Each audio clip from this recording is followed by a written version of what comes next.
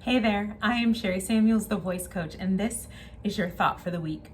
So, have you ever thought about what would happen if you were driving down the highway and just looking in the rearview mirror for more than that second or two that you would normally look in the rearview mirror?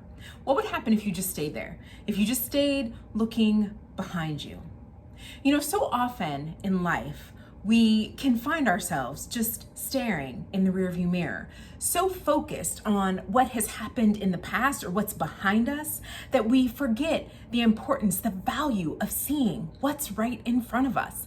If we were to stay in the rearview mirror while we're driving, what's going to happen? We're going to have an accident. We're going to hit something. We're going to have a situation that we don't want. And that's the same thing in life. So I challenge you this week to really think about those times when you are focused so much on the rear view that you're not here in the present, able to really recognize what's going on in front of you, or even looking ahead, excited about what's to come.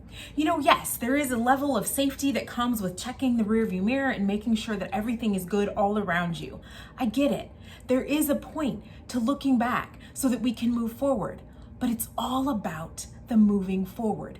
If we're taking a quick peek, that's one thing. But if we're staying there, that's a completely different conversation. And it's important for us to remember that those things that happened in our past, they are behind us. It's about us moving forward, using the information that we were given, that we gained from those moments to create the life that we desire, to live a better life, to live more on purpose, more fulfilling, and to really be connected to self here in this moment.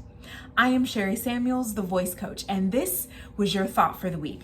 And as always, if you need any support in figuring out how to take your eyes off of the rear view and start looking ahead, let me know. I would love to have a conversation with you about how to change your view.